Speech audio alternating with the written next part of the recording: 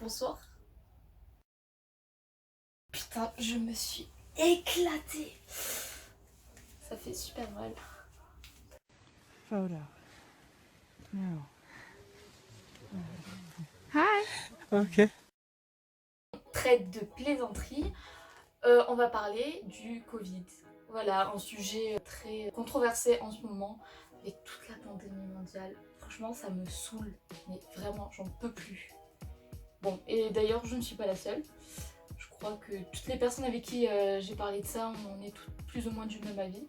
Et j'ai remarqué qu'il y avait quand même quelques points positifs et négatifs sur cette pandémie. D'ailleurs, j'ai oublié, mais dans ma précédente vidéo, de faire l'outro. Ça se voit totalement que je suis pas du tout une pro youtubeuse ou je sais pas quoi. Du coup, j'ai essayé de faire vite fait un petit truc à l'arrache. Je sais même pas qui c'est qui aura monté cette vidéo, si c'est moi, si c'est Bibi ou si c'est quelqu'un d'autre. Who knows? Bref, est-ce qu'on en parle du fait qu'ils nous cassent les couilles pour dire là à la place de le Covid? Franchement, à quoi ça va? Est-ce que ça va changer quelque chose dans nos vies? Non. Est-ce que c'est vraiment essentiel pour la pandémie de savoir si le déterminant est le ou la? Non. Pourquoi? À part nous faire chier, je vois que ça. Parenthèse fermée.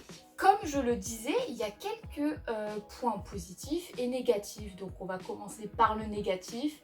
Comme ça, on finit par le positif. Déjà, un des problèmes les plus flagrants en ce qui concerne cette pandémie mondiale, c'est le port du masque. On se tape ça depuis maintenant quasiment un an. À un mois près, ça fait un an. Et il y a eu quelques petits désagréments qui sont encourus, comme notamment l'acné. Ah franchement, quel bonheur de retrouver cette petite peau de prépubère alors que j'ai déjà passé la vingtaine depuis quelques temps. J'adore ça, c'est un régal. Franchement, je me lève, je vois ma sale gueule pleine de boutons, je me dis yes, c'est reparti pour aller au lycée. Alors que non, je suis à la fac et je pleure parce que je suis en licenciée.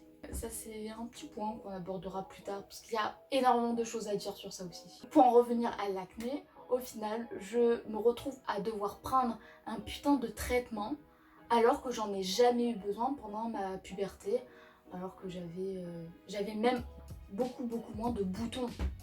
Et franchement ça a été un désastre. En plus je me mets à manger un petit peu plus mal, du coup ça favorise également. Là elle me dit un gros. C'est exactement ce qu'elle me dit.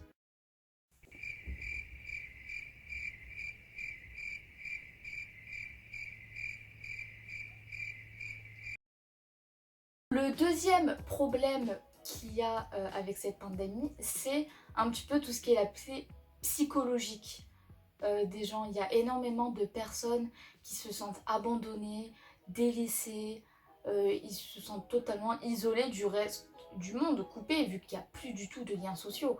Et je comprends totalement, c'est un peu ce que je vis, même si je suis retournée chez ma famille, parce que normalement je vis toute seule dans un 10 mètres carrés, les chambres du Crous, toi-même tu sais. Pour les problèmes de confinement et surtout de cours à distance, je suis du coup retournée chez ma famille parce que c'est beaucoup plus convivial et surtout beaucoup plus grand.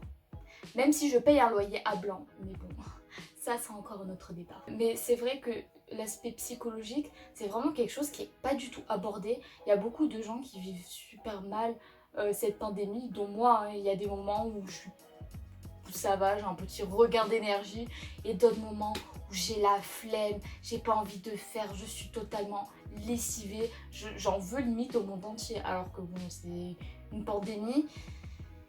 J'ai envie de dire, bon, on n'y peut rien quoi, malheureusement. Mais j'espère franchement que ce sera vite réparé, cette catastrophe, même si on y est encore jusqu'en 2024, fort probable, vu que là, pour l'instant, les tests du vaccin, je sais même pas quels effets négatifs on va avoir. Mais franchement, c'est vraiment quelque chose qui me tape sur le système.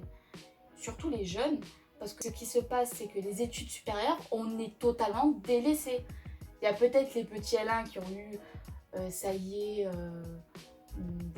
des cours en présentiel avec les TD, TP et je crois les cours. Non, pas les cours, juste les TD ou les TP ou peu importe. Mais tous les autres, là, je pense pas notamment au M2 ou L3 professionnels.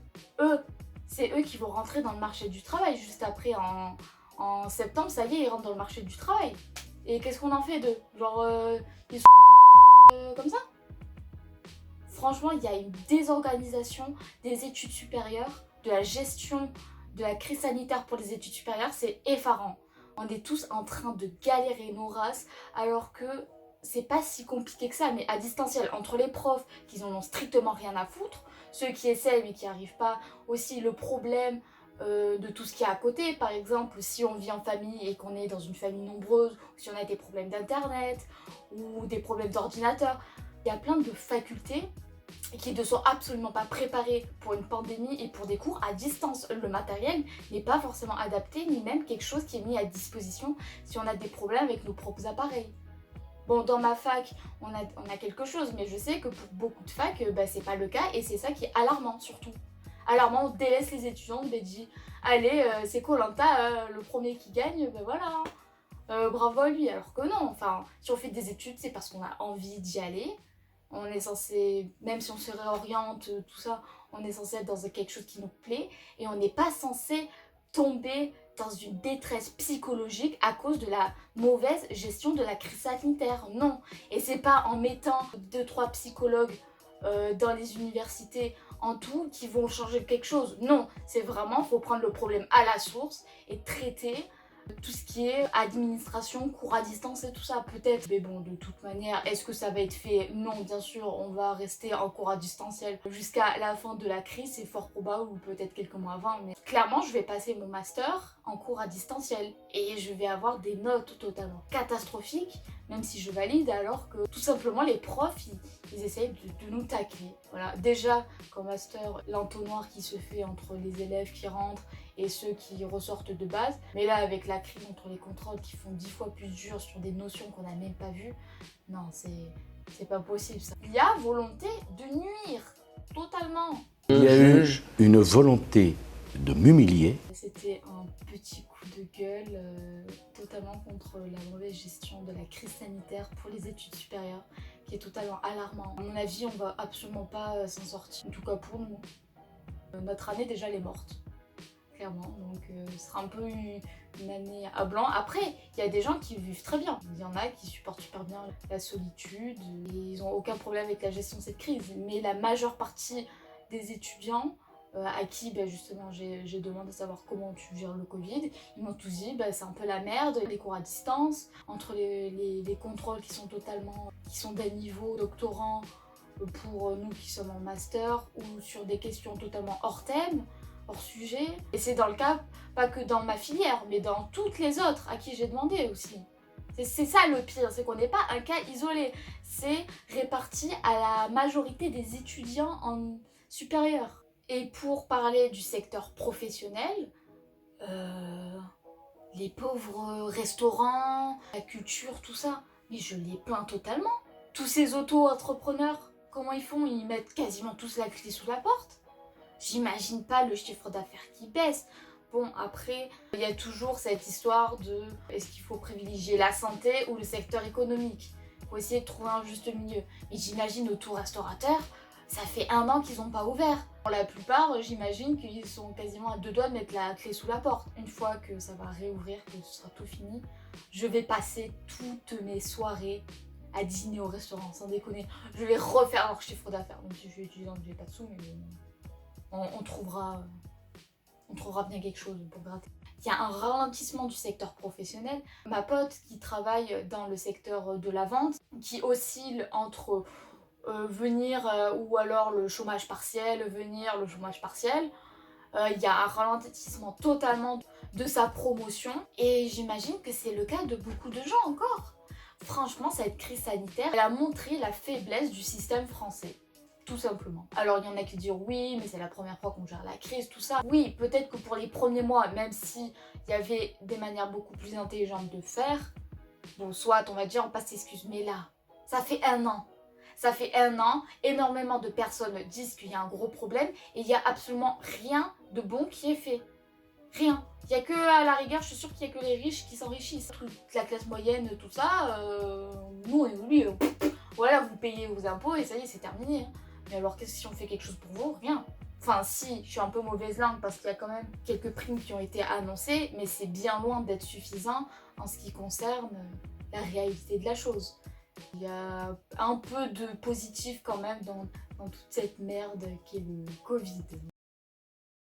Il y a aussi un autre problème que je voulais souligner, mais bon, vu que je ne suis pas réellement concernée, mais ma mère, comment dire, à moitié, si je puis dire, elle est dans le secteur des personnes handicapées, donc c'est pas vraiment de la santé, comme les infirmières, les chirurgiens, tout ça, mais un petit peu quand même, elle fait partie du personnel soignant. Et c'est surtout la non-reconnaissance que ces personnes ont avec cette crise sanitaire. Ils font 2 fois plus d'heures sup pour être payés une misère. C'est comme ça qu'on remercie les personnes qui nous sauvent la vie. Enfin, je sais pas, un minimum de reconnaissance. Ah franchement, je trouve que les gens ont du culot. C'était pendant le premier confinement, à 20h, tout le monde applaudissait. Voilà, genre bravo les aides-soignants, tout ça. Mais à côté, il y avait la moitié de la population qui ne respectait absolument pas les gestes barrières et surtout les restrictions que le gouvernement a mis en place. C'est cracher sur eux. Tu applaudis à 20h, tu dis ouais bravo pour tout le travail que vous foutez, mais derrière tu fais la zamboula ou tu fais exprès de pas porter ton masque, tout ça pour contaminer le plus de personnes possible et que t'en avais strictement rien à foutre au final du travail qu'ils font. Enfin, c'est franchement être totalement hypocrite.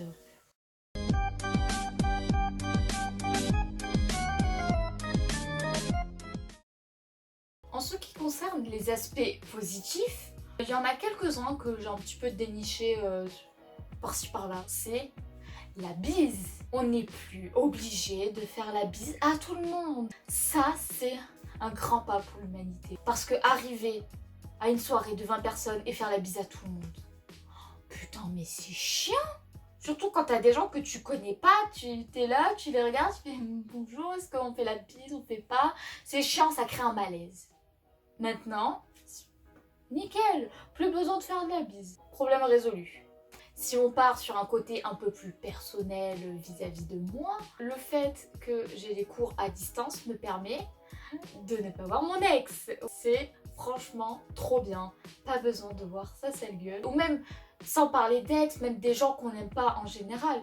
Franchement, ne plus avoir à les côtoyer au quotidien, ça soulage un petit peu, c'est un regain d'air frais. En même temps, ça les évite de se prendre des baffes dans la gueule.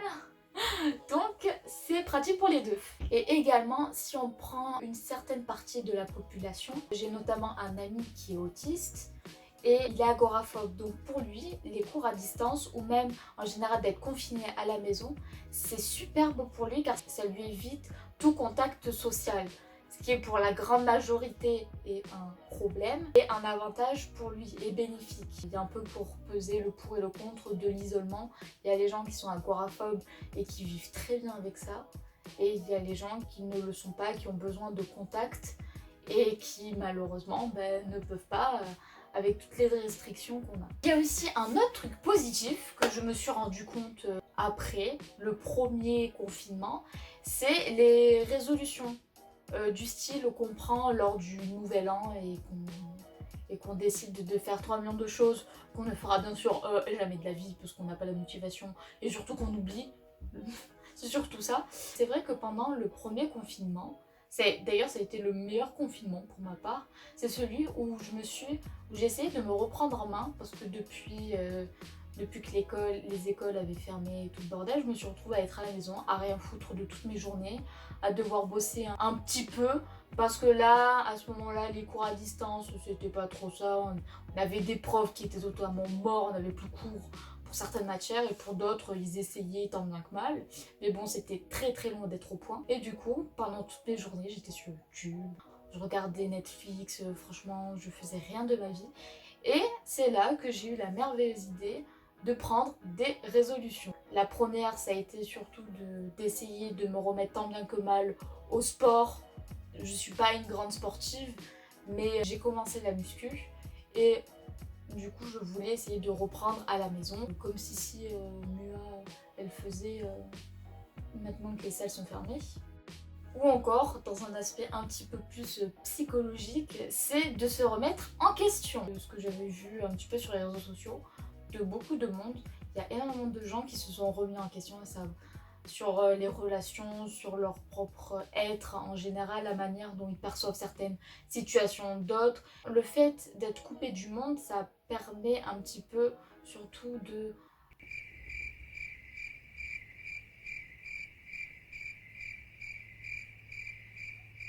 savoir ce qui va bien ou ce qui va pas bien dans notre comportement, de guérir également des blessures émotionnelles, ça peut être des ruptures amoureuses, amicales, des déménagements, même des imprévus dans la vie de tous les jours. Mais c'est surtout un moyen de se ressourcer auprès de soi et de sa famille ou tout seul, parce qu'il y a des gens qui ne parlent pas leur famille ou qui n'ont plus de famille malheureusement. Et c'est vraiment un travail sur soi, que j'ai eu lors du premier confinement. Par contre, à partir de la rentrée, personnellement, j'ai plus rien tenu. C'était nouvelle année, je pensais que ça allait être moitié distanciel, moitié cours en présentiel. Et au final, ça a été un vrai fiasco, comme je l'ai dit déjà tout à l'heure. Maintenant, je mange pour 4. Le sport, je l'ai arrêté parce que du coup, j'avais pas le temps avec mes cours. Là, je vais essayer de me remettre. Maintenant, il faut essayer de se redonner la motivation de reprendre. Déjà, j'ai la motivation de faire quelques-unes de vidéos YouTube. Je trouve que c'est déjà pas mal. C'est déjà un grand pas. Je ne suis pas allongée dans mon lit comme une sale larve, une grosse larve échouée totalement à la dérive.